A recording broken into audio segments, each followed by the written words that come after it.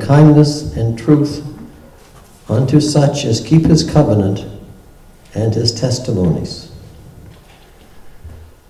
The two key words there are meek and keep. The Bible tells us one of his covenants essentially is to pray without ceasing, 1 Thessalonians. Jesus said in 3 different Gospels that his house was to be a house of prayer. But sometimes we're not prepared to receive the complications of the answer to prayer when we do receive it. Greg Cutzel, in his book, The Christian Atheists, tells a story of a pastor of a church next to which was built a bar. He didn't like the bar being there. So he called his congregation together one night for an all-night prayer session to pray that God would do something to remove the bar from the neighborhood. 2 weeks later, there was a storm. Lightning struck the bar and it burned to the ground. Now the owner of the bar was not very happy with this. And when he found out the church had prayed the prayer, he sued the church. And during the trial, he gave this impassionate plea that the church was responsible for his bar being burnt because they had this prayer session asking God to remove the bar. The pastor was a bit dumbfounded, and he said, well, yes, we did have the prayer session, but no one really expected anything to happen. The judge looked with a smirk in his face and said, this is the first time in my court that I've ever had a bartender plead in passion about the powers of prayer and a pastor deny the same thing. But you see, we have to be prepared to deal with what happens after this result. You know, the Hebrews prayed for years to be relieved of their bondage in Egypt. And when they did become released, they were anything but meek and humble. They complained and complained. There was no water, there was no food. They were going to starve in the wilderness. They probably complained about the heat and the dust as well. And God said, just to make you humble and to make you more contrite, you'll wander in the wilderness for 40 years. But did that make them humble or contrite? No. They still argued. They still complained. They still were not very happy. They complained primarily because there was no meat. They get tired of eating manna. They get tired of eating the same thing. So Numbers 11, verse 31, this is reported.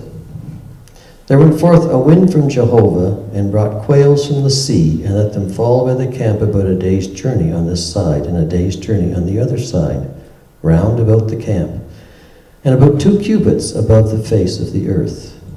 And the people rose up all that day, and all the night, and all the next day, and gathered the quails. He that gathered least gathered 10 homers, and they spread them all abroad for themselves round about the camp. While the flesh was yet between their teeth, ere it was chewed, the anger of Jehovah was kindled against the people, and Jehovah smote the people with a very great plague. They received what they had prayed for, but they were not humble and meek in the way they did it. They got it, and they paid for it with Jehovah's anger. This is probably the reason why they wandered for 40 years in the wilderness of sin, because of their attitude. Then when they came to the promised land, It was not empty. It was inhabited. And as a result, Moses sent spies into the land to look it out. And they came back and said, there are giants in the land. Most of the spies said, we cannot do this.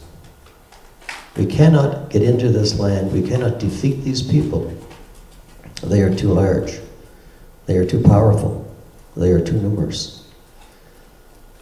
Only 2 spies, Joshua and Caleb, said, with God's help, we can overcome the people in these lands.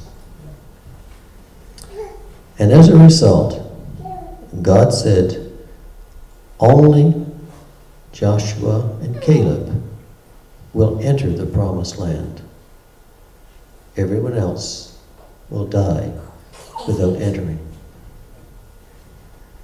We all want to get to a promised land.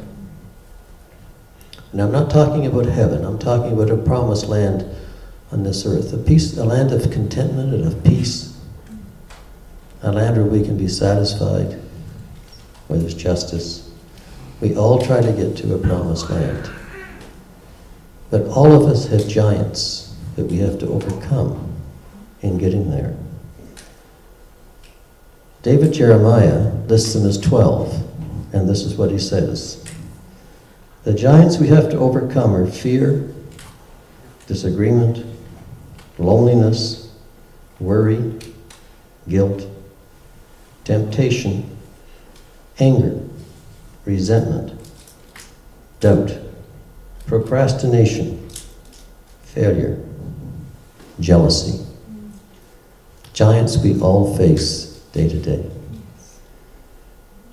Are we going to, with God's help, overcome them and reach the land that God promised and receive the promises God has made to us? Or are we going to let them overcome us and succumb before we should?